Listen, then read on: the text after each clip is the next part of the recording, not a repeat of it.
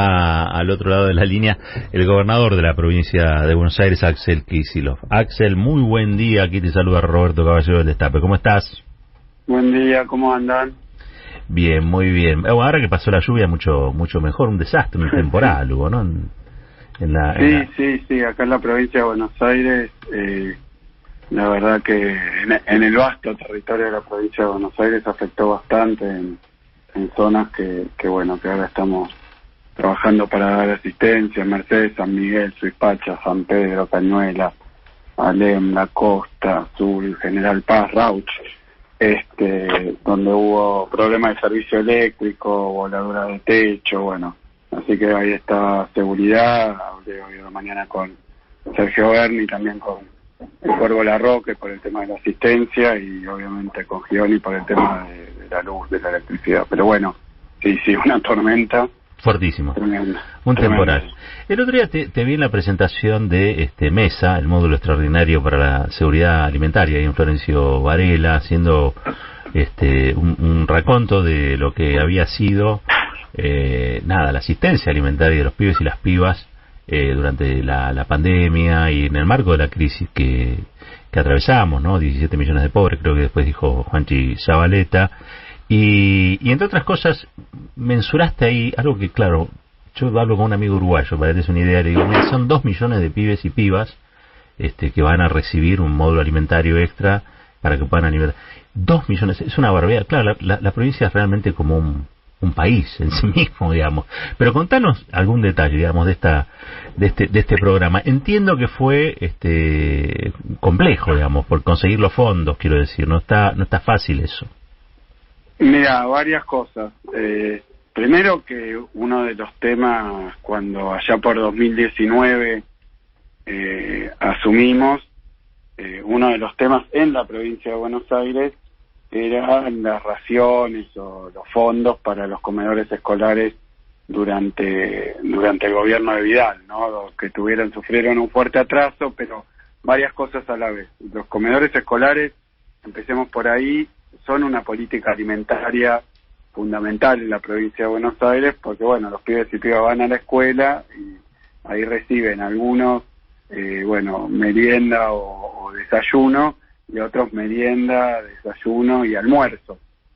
Y eso pasa, vos pensás también, porque hablamos de dimensiones, nosotros tenemos más de 5 millones de alumnos en el sistema educativo bonaerense, y tenemos 15.000 escuelas más o menos, o entre escuelas y diferentes instituciones, ¿no? 15.000. Y 5 millones de alumnos. O sea que son magnitudes muy grandes, ahí estoy contando todos los niveles. El tema era que por alumno, la inversión mensual durante el 2019, que obviamente en el medio hubo cambio en los precios, pero así todo, la diferencia se ve claramente. Era 1.078 pesos por pibe, y ahora estamos llegando a 6.000, casi 300. De 1.000 a 6.300, lo multiplicamos por 6. Y eso tuvo las instancias que un poco comentaba vos. Al llegar era un monto muy bajo por alumno, y además una cantidad de alumnos cuando llegamos que era 1.722.000, ¿no? A los que les llegaba diferentes formas de asistencia, ¿no? Uh-huh. Y ni bien llegamos, comenzamos el proceso de elevar los montos y mejorar la comida, pero pronto irrumpió la pandemia con la suspensión de la presencialidad, y entonces ahí tomamos una decisión en aquel momento totalmente adecuada a la situación, que por más que no hubiera presencialidad en los cursos, o presencialidad en algunos casos completa, porque ahora voy a contar alguna cosa de esa, continuamos con el servicio alimentario escolar, con el comedor, pero de manera remota, por decirlo así. Una vez cada 15 días, o a veces una vez por mes, dependiendo de la situación, pero siempre con montos similares, iban las familias a retirar módulos alimentarios que complementaban otras ayudas que se daban, pero eso mantuvo las escuelas abiertas durante toda la pandemia para la cuestión de los módulos alimentarios, pero también para la entrega de cuadernillos, porque no todo, ¿viste? A veces se habla de la capital federal o de los distritos con mejor infraestructura, pero nosotros tenemos escuelas rurales, lugares donde hay problemas de conectividad y lugares donde los pibes y pibas no tienen dispositivos, que muchas veces no tienen dispositivos porque Macri y Vidal le dejaron de dar las computadoras del Conectar Igualdad, ¿no? También. Entonces, entramos a la pandemia con todas estas situaciones juntas. Para hacerlo más rápido, nosotros comenzamos la distribución de los módulos, después volvió la presencialidad, y no solo reabrimos los comedores escolares, sino que lo que anunciamos es que vamos a continuar con los módulos alimentarios para retirar, junto con unos cuadernillos de alimentación saludable, etcétera, pero bueno, básicamente el tema es, multiplicamos la inversión mensual por 15, pero esto es porque en parte subimos el módulo, pero también ampliamos la cantidad de beneficiarios, de 1.700.000 a más de 2 millones en el comedor escolar presencial, 2 millones casi 200.000 y 2.032.000 para el MESA. O sea que la política alimentaria que se inició por la pandemia, que también además del comedor escolar, el retiro de módulos, continúa ahora y se convierte en una especie de elemento central en la alimentación en la provincia de Buenos Aires, porque, como vos decís, son 2 millones no solo de pibes que comen en la escuela, sino familias que reciben el módulo alimentario. Uh-huh. Sí, ahí me parece que hay un trabajo social pendiente, pero también es cierto que las cuestiones vinculadas al día a día se definen por cuestiones económicas, digo, más allá de la asistencia, que creo que está muy bien, alguien tiene que hacerse cargo de todo esto. También es cierto que estamos atravesando un momento un poco crítico en materia económica. ¿Qué tenés para decirle a aquellos y aquellas que, bueno, se le está haciendo difícil? Viste que la realidad nuestra hoy es que tenemos trabajadores que son pobres.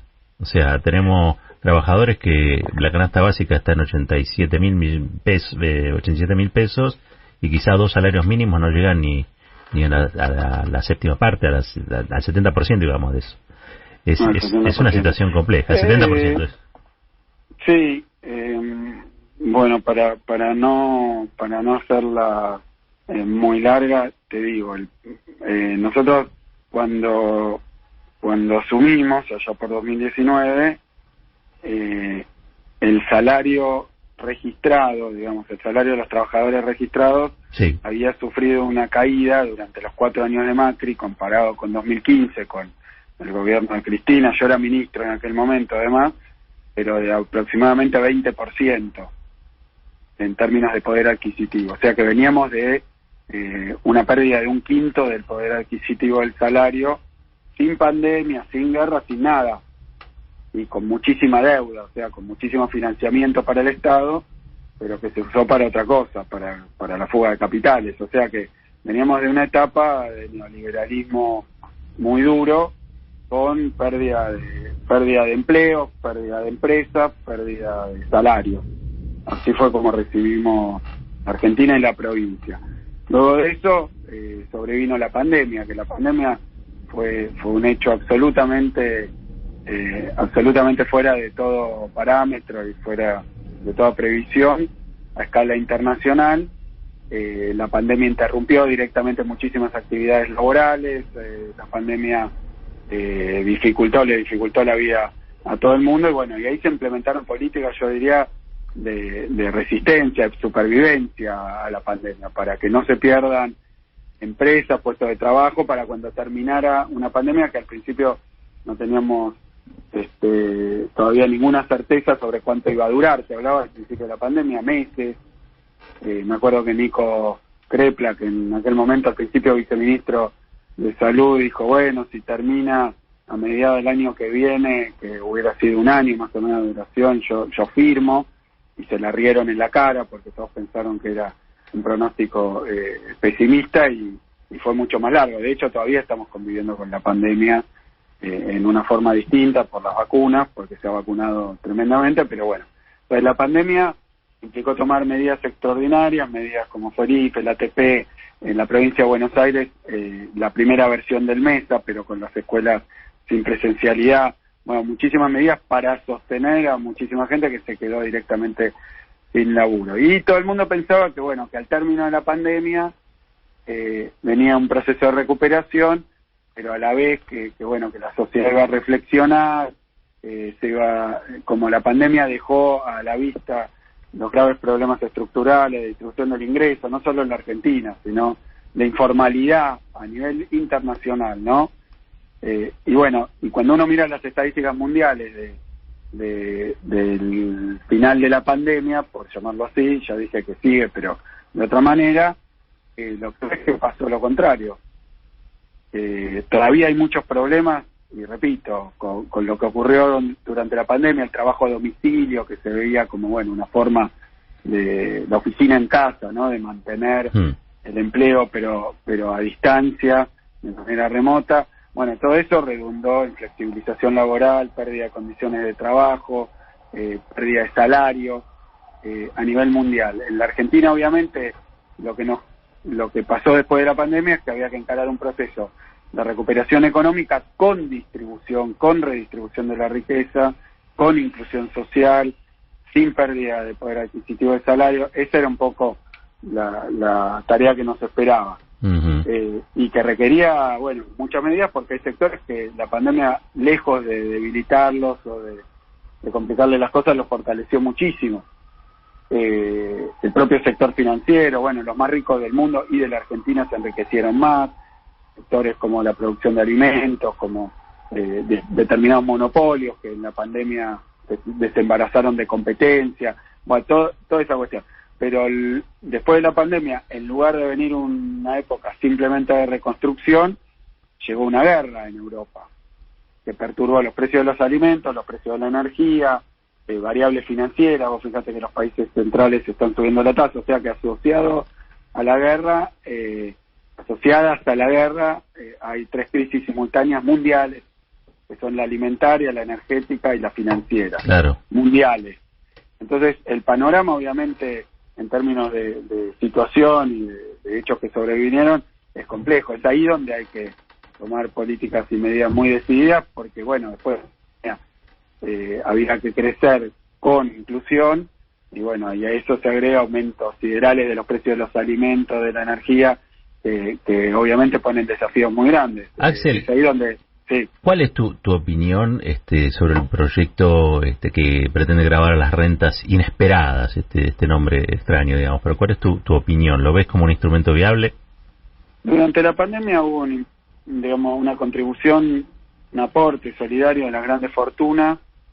El gasoducto que el otro día anunciábamos con el presidente en Vaca Muerta, por ejemplo, en parte va a estar financiado por ese impuesto, o sea que por ese aporte, para ser precisos, ¿no? Sí. Que fue un aporte extraordinario en el marco de una pandemia. Terminada la pandemia, lo que vemos es que por la guerra, efectivamente hay sectores que han tenido, sin un esfuerzo particular, porque simplemente es que los precios internacionales se modificaron, porque el teatro de operaciones, digamos, de la zona de conflicto es una zona importantísima a escala mundial, productora de gas, de energía y de alimentos, particularmente trigo, pero también otros cultivos. Entonces eso perturbó obviamente los precios, y cuando hay un cambio de la mano invisible del mercado, sobre todo cuando la mano invisible en realidad es resultado de políticas, como en el caso directamente un conflicto bélico. Y bueno, en economía siempre que se beneficia a uno se perjudica a otro, lamentablemente, ¿no? Entonces el aumento de los precios de los alimentos, para decirlo claramente, o el aumento de los precios de la energía, a nivel mundial actúa sobre las rentabilidades, sobre los costos y sobre los ingresos reales. Bueno, yo creo que esta cuestión hay que abordarla. Yo no conozco el texto del impuesto, la verdad que no han explicado en detalle cómo sería. Lo que sí digo claramente es que nosotros tenemos, ante esta crisis vinculada a la guerra, una ventaja con respecto a otros países, que es que nosotros, mientras otros países, por ejemplo, veía cortes directamente del suministro de combustibles o de energía a diferentes países, bueno, nosotros tenemos la particularidad de que producimos alimentos para abastecernos a nosotros mismos y bastante más, y producimos energía, que hay un faltante, pero bueno, buena parte de la demanda local la cubrimos con producción local. Yo ahí creo que lo primero que hay que hacer ante estas situaciones, como lo ha hecho todo el mundo y lo está evaluando, se está evaluando en todo el planeta, es cómo hacer primero para proteger a la población local, para protegerla de una situación externa muy grave, aunque esto implique tomar medidas extraordinarias. Axel, ¿cómo estás? Nicolás, entonces saluda, buen día. ¿Cómo andás, Nico? Bien, te cambio un poco de tema porque ayer vimos una reunión que hubo allí en la provincia de Buenos Aires entre distintos referentes del Frente de Todos y se habló de la institucionalización de la coalición en el marco de la provincia, pero también como parte de un debate más amplio en todo el país que se está dando sobre el futuro del Frente de Todos. Quería preguntarte de qué hablamos cuando hablamos de institucionalización del Frente y cuáles crees que son los siguientes pasos en ese sentido. Bueno, todo el mundo sabe que en las elecciones de 2019 una novedad en la estructura política de la Argentina fue la creación de un frente que abarca al peronismo, pero más que el peronismo, el campo popular, que es el Frente de Todos. Eso se convirtió, obviamente, en un frente electoral, primero. Luego, acá en la provincia de Buenos Aires, ese frente electoral hoy es una coalición de gobierno. Obviamente, de cara al proceso electoral que viene, es reforzar esa coalición electoral. Fue una reunión preparatoria, convoqué a los partidos que conforman el Frente de Todos, no a todos, sino a los, digamos, mayoritarios, es decir, que quedamos en hacer una convocatoria más amplia, que incluya a todos los partidos que conforman el Frente, que son muchos más, pero bueno, vinieron el Frente Renovador, el Frente Grande, Colina, Nuevo Encuentro, y el PJ, por supuesto, claro, con sus autoridades. Tuvimos una reunión donde también participaron Martín Insaurral, Cristina Álvarez Rodríguez, donde empezamos las tareas preparatorias, ¿no? Va a haber nuevas convocatorias a todos los partidos del Frente, también obviamente organizaciones sindicales, hasta organizaciones empresariales, digamos, te diría, de industriales y de diferentes tipos de empresas que están de acuerdo con el modelo que pregona el Frente de Todos. Y bueno, es una tarea que comienza y bueno, que está en proceso. Bien, la idea, digamos, es porque uno piensa en institucionalización, piensa, por ejemplo, en el Frente Amplio Uruguayo. ¿La idea es ir hacia un modelo parecido a ese? Bueno, el modelo es con particularidades y características argentinas, ¿no? Yo creo que de lo que se trata es que el Frente fue electoralmente exitoso, hoy está en posición de gobierno, es un Frente que tiene a su interior matices, mucha amplitud, ¿no? También.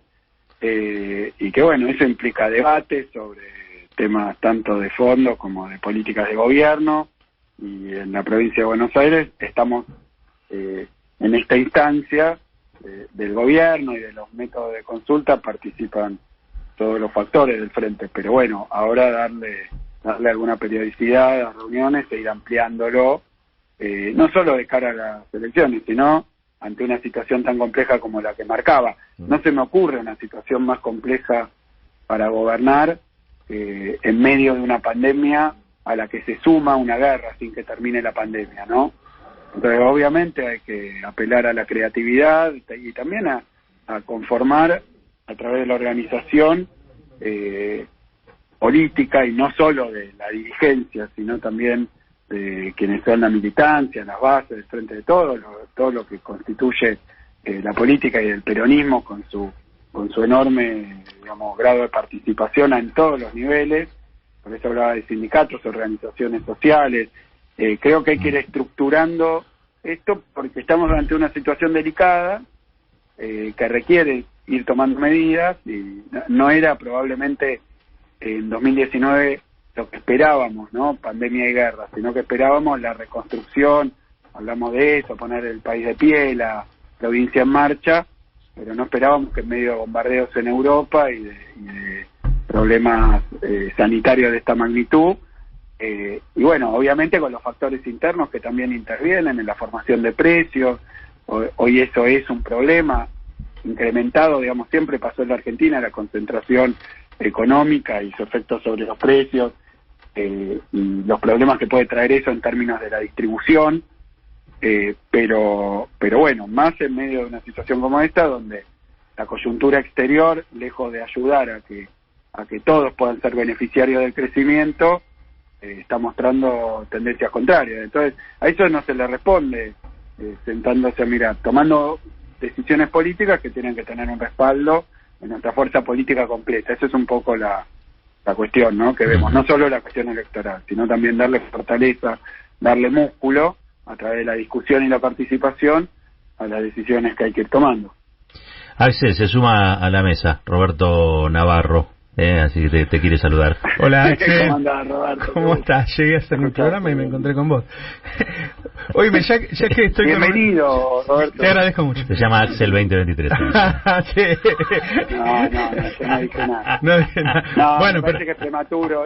Yo entiendo, la discusión está, sobre todo porque del lado contrario, digamos, de lo que es nuestra oposición, parece que hay una especie de cola para ver quiénes se candidatean a cualquier cosa, presidentes, están ya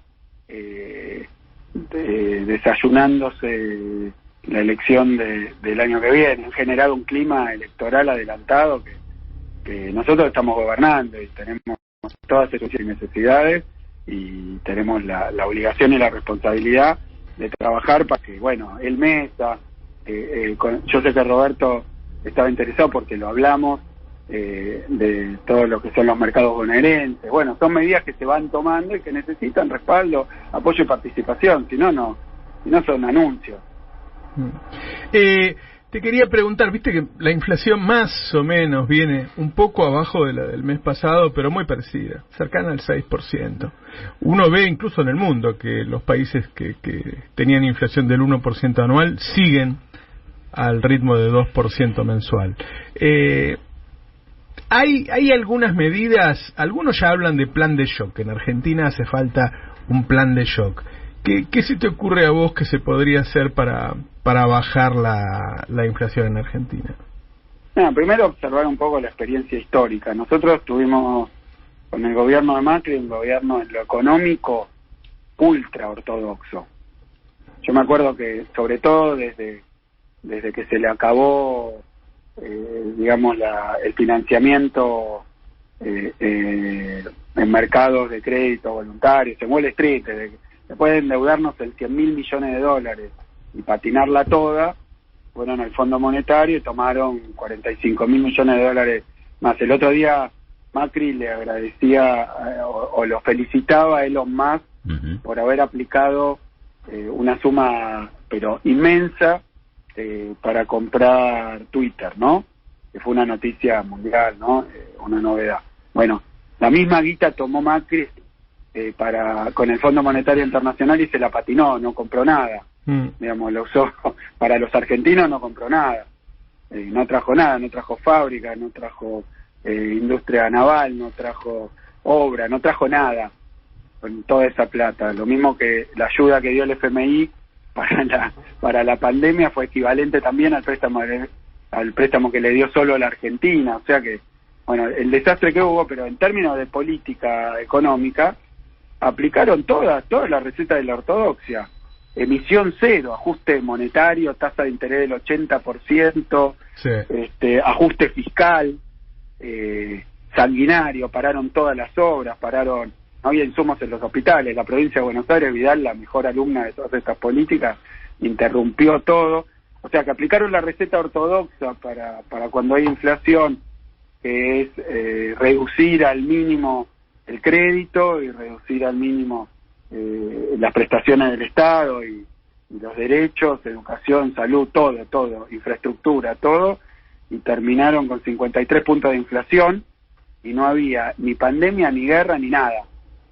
O sea que yo creo que Argentina fue un laboratorio de las medidas neoliberales y por enésima vez fracasaron espantosamente. 53 puntos de inflación creo que tuvo, de nuevo, sin pandemia, sin guerra, sin shock de commodities, sin crisis alimentaria internacional, sin pérdida digamos, en el mercado mundial del trigo, del gas, de nada. Cosas que hicieron el experimento y salió pésimamente mal. A mí me llama la atención porque evidentemente hay un problema inflacionario, pero esa batería de medidas se probó de nuevo, que son las del fondo también, para la inflación. Así que si nos quieren dar el remedio de la ortodoxia y del ajuste monetario y fiscal para ver qué pasa con los precios, ya lo probaron ellos y salió mal.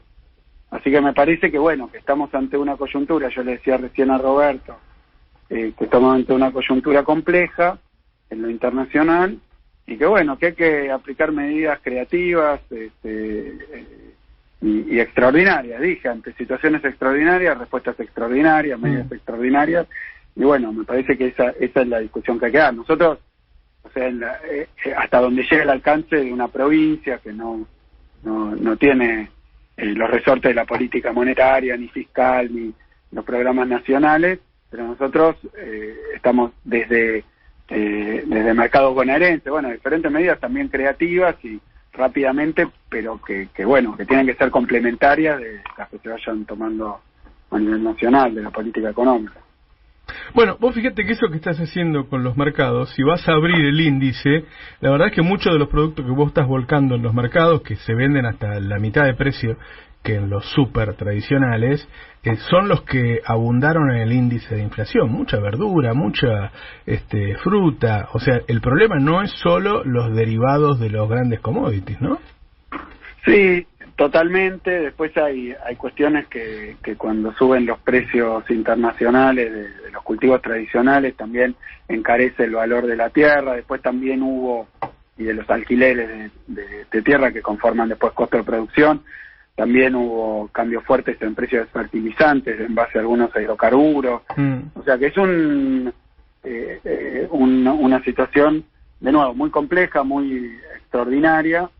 Y bueno, lo que nosotros no podemos permitir, me parece a mí, es que siendo productores de alimentos y de energía, los precios internacionales que están desquiciados por la guerra, fijen los precios que se pagan en Catán, estuvo en Matanza, porque o en toda la provincia de Buenos Aires, en el conurbano. Por eso, esto de los mercados, pero son un paliativo, digamos. Después las grandes medidas tienen que ver con afectar los vectores centrales de la formación de precios, ¿no?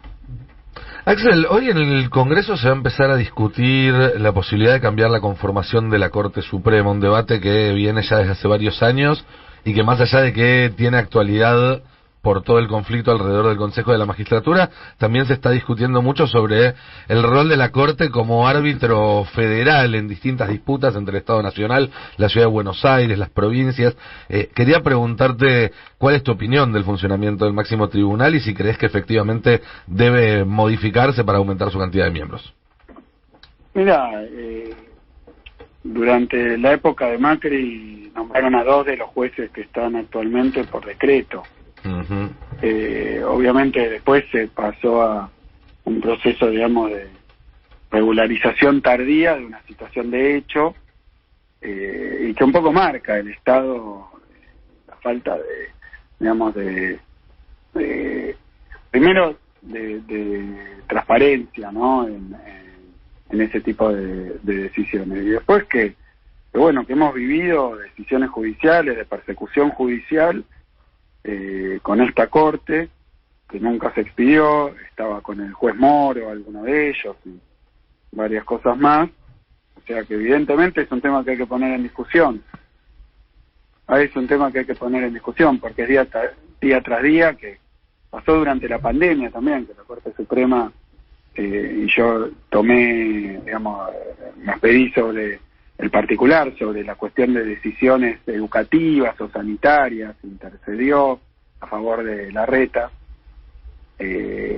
Así que bueno, sí, evidentemente, es un tema que hay que abordar. Y si me permitís, porque me quedó algo del tema de los mercados, de la situación económica actual. Nosotros lanzamos un plan que se llama 6x6, que tiene no solo la cuestión de mercado, no solo la cuestión del MESA, del que hablábamos recién, del módulo extraordinario en las escuelas, sino también un plan de obras, un plan de transformación de la salud, un plan de transformación de la educación. Pero voy al tema de obras. Nosotros hoy tenemos un volumen de obras en el arreglo de las escuelas, ahora estamos también en el arreglo de los hospitales, ruta, bueno, la 11 y la 56, como se vio en la costa en este verano, pero estamos haciéndolo también con la ruta 6, con la Presidente Perón, en conjunto con el Gobierno Nacional. Para el programa Mesa también hubo un apoyo del Gobierno Nacional, así que es una batería de medidas, que bueno, que no, digamos, ante la coyuntura internacional, uno va ideando y poniendo en marcha diferentes programas y medidas que contribuyan a que acá en la Argentina, lo único que nos devela, digamos, que el pueblo de la provincia de Buenos Aires no vea amenazado el bienestar ni el proceso de reactivación post-pandemia por estas situaciones, y menos todavía someterse a, ya sea desde los poderes como el partido judicial o los poderes económicos, que bueno, que esto afecte lo que tiene que ser aprovechar esta oportunidad para recuperar lo perdido y para transformar las cuestiones de fondo en la provincia de Buenos Aires. Axel, una que tiene que ver con unas declaraciones que hizo Jeffrey Sachs, el economista hoy en Colombia, que vino acá invitado por la Secretaría de Planeamiento Estratégico, creo, de Belis. Él dijo que, entre otras cosas, la inflación, todos ya acuñaron la frase esta, que es multicausal, le agregó una nueva causa que es la mala reputación que tiene la Argentina. La mala reputación que tiene en el exterior la Argentina. Dice, tienen todo, pero tienen muy mala reputación. Y la verdad que me sorprendió porque esa mala reputación tiene un origen, digamos, ¿no? Y tiene que ver con historial y tiene que ver también, me parece a mí, con mucho de lo que habitualmente se dice de las cosas que a veces funcionaron bien. Digo, por ejemplo, lo que se ha dicho de los gobiernos kirchneristas en el exterior. ¿Le agregarías ese nuevo ítem a lo multicausal de la inflación? Mira, yo me acuerdo años 2014 y 2015, gobernaba Cristina como presidenta y yo estaba a cargo del Ministerio de Economía. En el 2014 hubo una devaluación, una corrida, hubo, bueno, mucho, además de los buitres, además del problema energético debido a la administración de Repsol en YPF, bueno, todas esas cuestiones que son de aquella época, y nosotros aplicamos una batería de medidas que desaceleraron los precios muy fuerte, de alrededor del 40 alrededor del 25, ¿no? Sí, me acuerdo. Del 14 y el 15. Una batería de medidas y de decisiones. Y después, ese sería un gobierno que tiene mala reputación internacional, ¿no?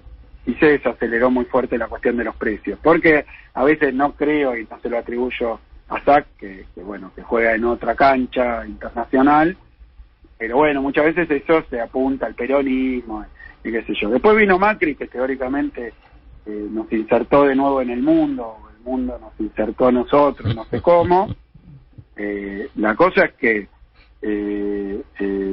aplicó todas las recetas ortodoxas, nos endeudó hasta el cogote y terminó sin pandemia y sin guerra, repito, o sea, con condiciones internacionales muy favorables.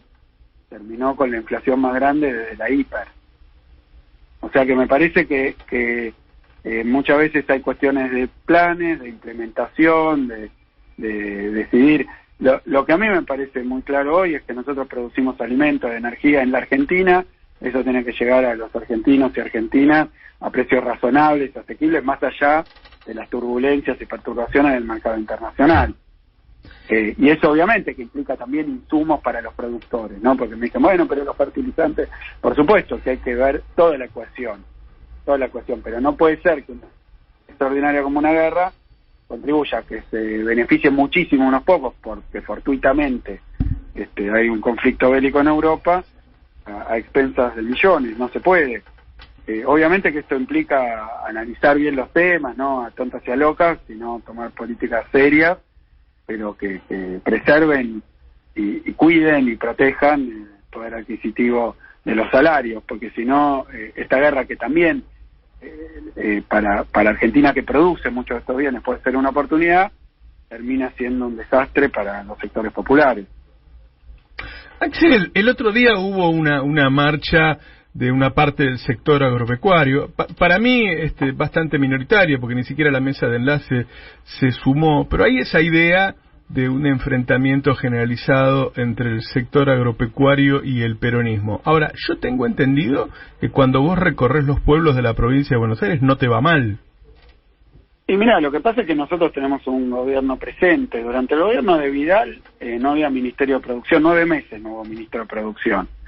Y esto afecta tanto a la industria como al agro. Nosotros, en el terreno de la producción agropecuaria, porque todo el mundo sabe que la provincia de Buenos Aires es la principal provincia industrial de la Argentina, pero también es la principal provincia agropecuaria. Así que nosotros tenemos programas de todo tipo, desde crediticios, de asistencia, obviamente dirigido más a los pequeños y medianos productores, que creo que esa también es una cuestión que bueno, la mano invisible se convirtió en una especie de mano que ahorca al pequeño productor, pero beneficia al grande muchas veces, o los pools de siembra, o a los negocios financieros. O sea que nosotros tenemos apoyo a las producciones pequeñas, medianas, de todo tipo, en la horticultura, en la producción de cerdo, de carne, de pollo. Tenemos también en los cultivos no tradicionales, tenemos también en los cítricos, tenemos también programas de crédito del Banco de la Provincia de Buenos Aires, 180.000 millones de pesos de crédito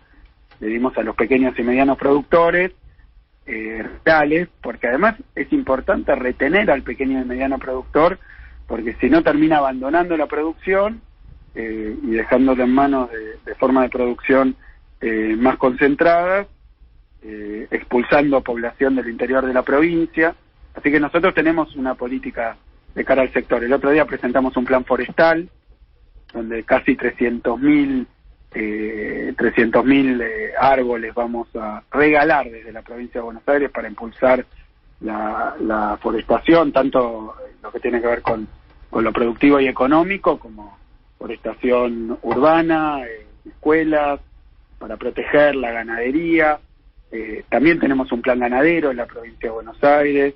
Es decir, que estamos trabajando en un modelo productivo que, bueno, obviamente, seguramente hay sectores de la producción, de la cadena de valor, no de la producción, de la cadena de valor agropecuaria, que bueno, que pueden tener una impresión, pero que es muy distinta a lo que pasa cuando recorremos el territorio y vamos con ayuda en lo tecnológico, en la capacitación, en lo genético, incluyendo universidades, las granjas experimentales de la provincia de Buenos Aires durante la época de Vidal eran juntaderos de roña, y nosotros estamos trabajando de nuevo en coordinación con el INTA, con el gobierno nacional, en políticas realmente productivas a lo largo y a lo ancho del territorio bonaerense, al sur de la provincia de Buenos Aires, donde hay problemas de riego, donde hay ajo, cebolla.